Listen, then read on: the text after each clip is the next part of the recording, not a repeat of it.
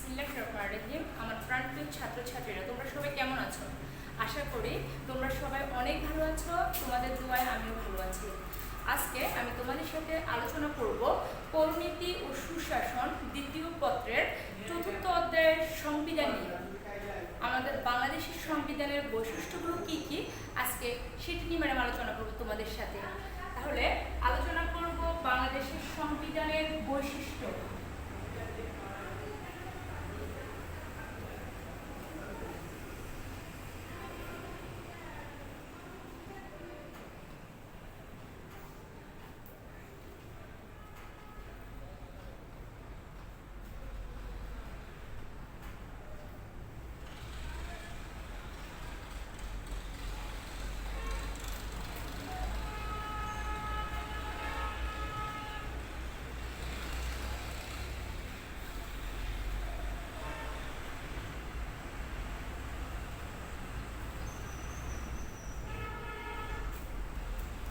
বাংলাদেশ স্বাধীনতা লাভ করেছিল 1971 সালের 16 ডিসেম্বর, আর তার এক বছর পরে 1972 সালের 16 ডিসেম্বর অর্থাৎ মহান বিজয় দিবসের দিন থেকে আমাদের বাংলাদেশের সংবিধানটি কার্যকর হয়।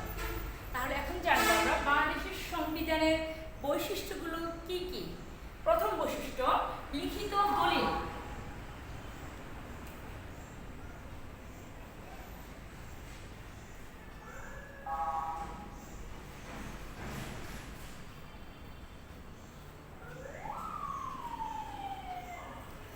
প্রথম বৈশিষ্ট্য, লিখিত দলিল। বাংলাদেশের সংবিধান লিখিত। 153টি অনুচ্ছেদ বিশিষ্ট 82 পৃষ্ঠার এই সংবিধান 11টি ভাগে বিভক্ত। একটি প্রস্তাবনা সহ 4টি তফসিল ছিল বাংলাদেশের সংবিধানে। তারপরের পয়েন্ট, রাষ্ট্রীয় মূলনীতি।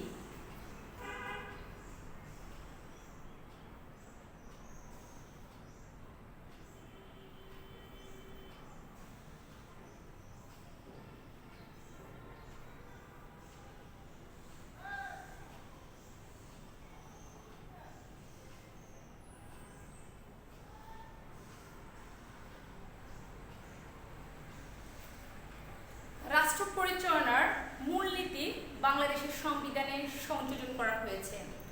বাংলাদেশের সংবিধানের দ্বিতীয় ভাগে রাষ্ট্র পরিচালনার মূলনীতি লিপিবদ্ধ করা হয়। আর বাংলাদেশের রাষ্ট্র পরিচালনার মূলনীতি হিসাবে 4টি মূলনীতিকে বাংলাদেশের সংবিধানে গ্রহণ করা হয়। প্রথমটি হলো জাতীয়তাবাদ, দ্বিতীয়টি হলো গণতন্ত্র, তৃতীয়টি হলো সমাজতন্ত্র এবং চতুর্থ নম্বরটি হলো ধর্ম নিরপেক্ষতা। এরপর পয়েন্ট, মৌলিক অধিকার।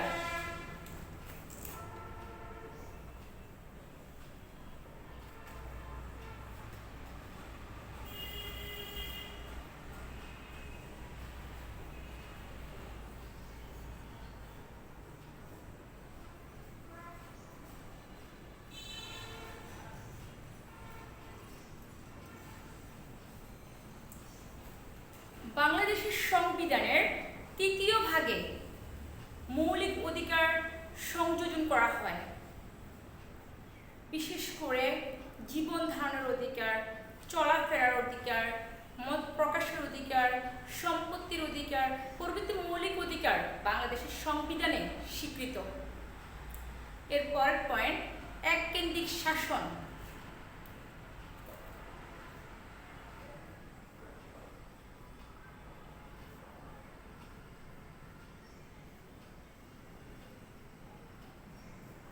এককেন্দ্রিক শাসন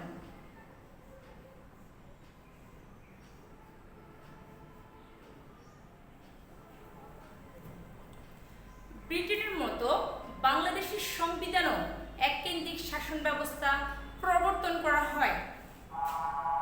এরপরের পয়েন্ট, সাংবিধানিক প্রাধান্য।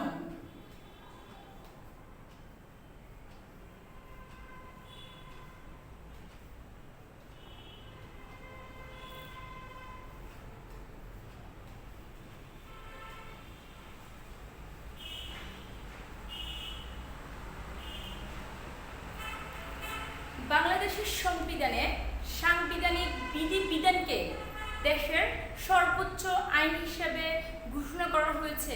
তার মানে হচ্ছে আমাদের বাংলাদেশের সংবিধানে সংবিধানকে সবচেয়ে বেশি প্রাধান্য দেওয়া হয়েছে। এরপরের পয়েন্ট,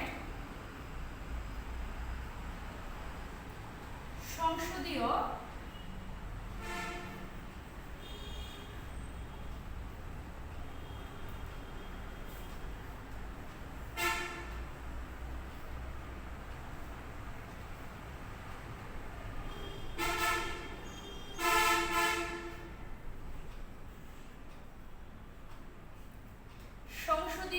সরকার ব্যবস্থা। বাংলাদেশে 1972 সালের সংবিধানে সংসদীয় সরকার ব্যবস্থা প্রবর্তন করা হয়। প্রধানমন্ত্রীর নেতৃত্বাধীন মন্ত্রিসভা দেশ পরিচালনা করবে। মন্ত্রীগণ যৌথ বা এককভাবে জাতীয় সংসদ নিকট তাদের কাজের জন্য দায়ী থাকবে।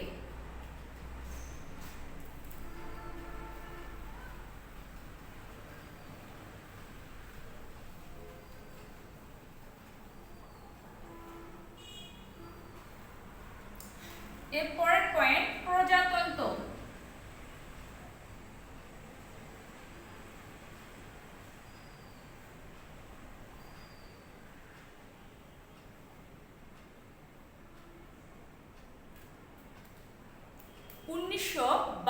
সালের সংবিধানে বাংলাদেশকে প্রজাতান্ত্রিক রাষ্ট্র হিসেবে ঘোষণা করা হয়েছে। রাষ্ট্রপ্রধান হবেন রাষ্ট্রপতি। তিনি জাতীয় সংসদের সদস্য কর্তৃক নির্বাচিত হবেন। নামমাত্র রাষ্ট্রপ্রধান হলেও তার নাম অনুসারে বাংলাদেশের রাষ্ট্রীয় শাসন কার্য পরিচালিত হবে।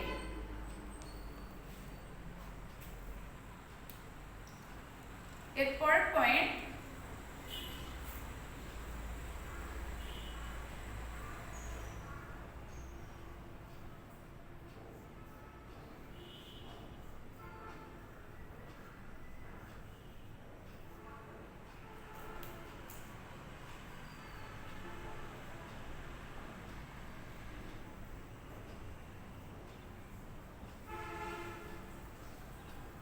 এক কক্ষ বিশিষ্ট আইনসভা। বাংলাদেশের সংবিধানে এক কক্ষ বিশিষ্ট আইনসভার কথা বলা হয়েছে, আর এই এক কক্ষ বিশিষ্ট আইনসভার নাম হলো জাতীয় সংসদ। এরপর পয়েন্ট, দুষ্পরিবর্তনীয়।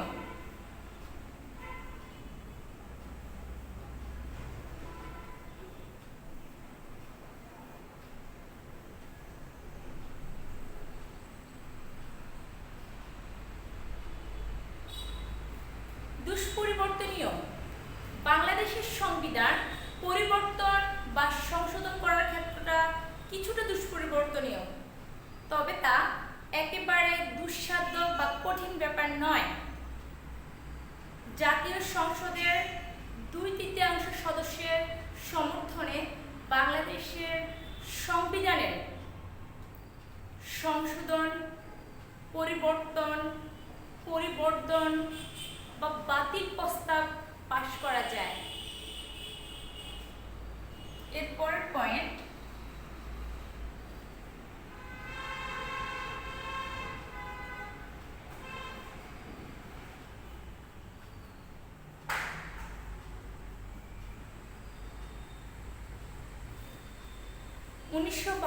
সালের বাংলাদেশের সংবিধানে ন্যায়পাল পদের সৃষ্টির ব্যবস্থার কথা বলা হয়েছে।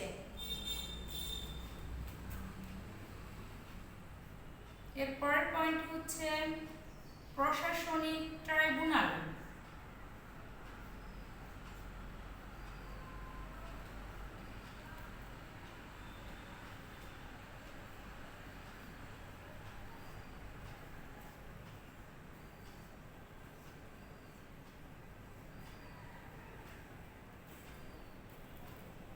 সংসদে আইন দ্বারা এক বা একাধিক প্রশাসনিক ট্রাইব্যুনালের কথা বাংলাদেশের সংবিধানে বলা হয়েছে।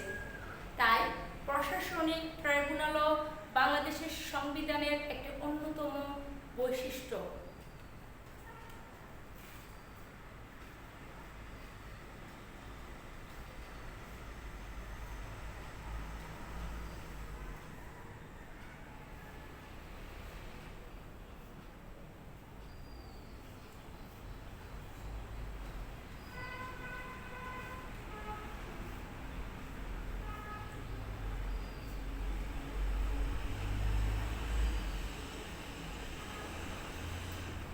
বাংলাদেশের সংবিধানের আরেকটি গুরুত্বপূর্ণ বৈশিষ্ট্য হলো জনগণের সার্বভৌমত্ব। জনগণের সার্বভৌমত্ব বাংলাদেশের সংবিধানে স্বীকৃতি পেয়েছে। বাংলাদেশের সংবিধানে বলা হয়েছে জনগণই সকল রাষ্ট্রীয় ক্ষমতার মূল উৎস। তার মানে হচ্ছে জনগণকে সকল ক্ষমতার উৎস হিসাবে বাংলাদেশের সংবিধানে মনে করা হয়েছে। এরপর পয়েন্ট,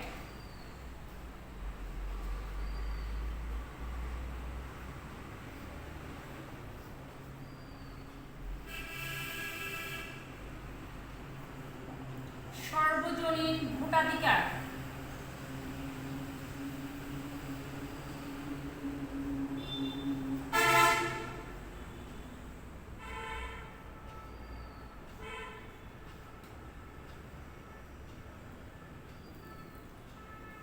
বাংলাদেশের সংবিধানে সর্বজনীন ভোটাধিকারের স্বীকৃতি প্রদান করা হয়েছে। আর এক্ষেত্রে কোনো প্রকার বৈষম্য করা হয়নি। জাতি, ধর্ম, বর্ণ নির্বিশেষে 18 বছর বয়স্ক যে কোনো নাগরিকে ভোটাধিকার লাভের সুযোগ লাভ করবেন।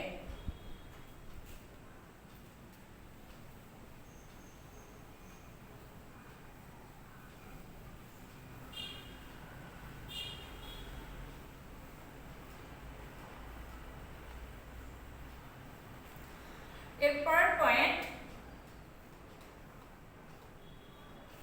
বিচার বিভাগের স্বাধীনতা।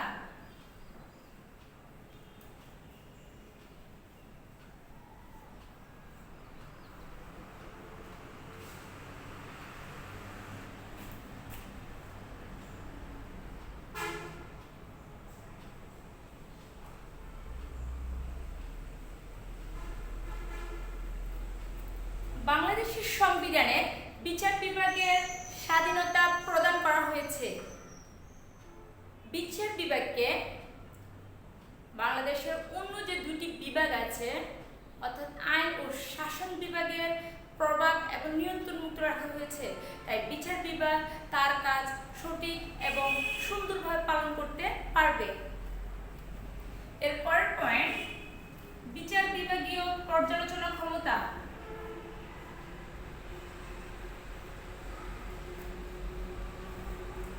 বিচার বিভাগীয় পর্যালোচনার ক্ষমতা।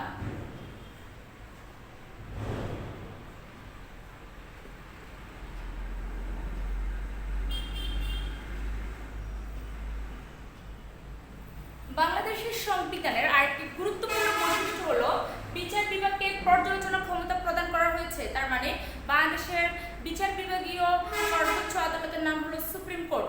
সুপ্রিম কোর্টকে বিচার বিভাগীয় পর্যালোচনার ক্ষমতা বাংলাদেশ সংবিধানে প্রদান করা হয়েছে।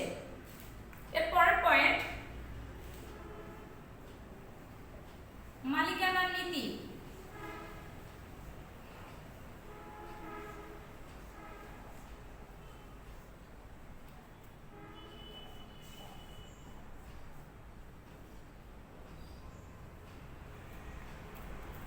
বাংলাদেশের সংবিধানে সম্পদের 3 ধরনের মালিকানা নীতির কথা উল্লেখ করা হয়েছে। সেগুলো হলো রাষ্ট্রীয়, সমবায় ও ব্যক্তিগত। সমবায় ও ব্যক্তিগত মালিকানার ক্ষেত্রে রাষ্ট্রীয় কোনো হস্তক্ষেপ করা যাবে না। এরপর পয়েন্ট হচ্ছে দলীয় শৃঙ্খলা।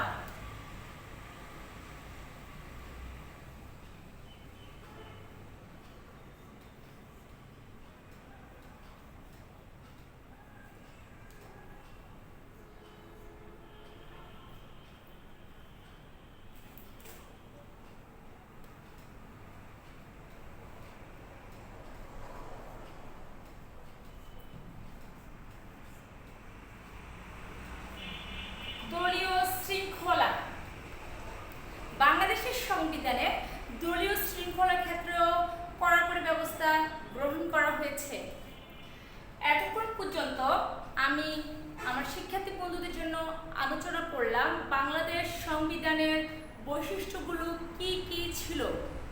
আমি আশা করি আমার শিক্ষার্থী বন্ধুরা তোমরা যদি একটু ভালো করে আমার ক্লাসটা মনোযোগ সহকারে দেখে থাকো তাহলে তোমরা অনেক উপকৃত হবে এবং তোমরা এটা বাসায় ভালো করে পড়বে। তোমাদের সাথে আমার আজকের ক্লাস এই পর্যন্তই। আগামী ক্লাসে তোমাদের সাথে আমার আবার দেখা হবে। সে পর্যন্ত এখানে বিদায়। আল্লাহ হাফেজ।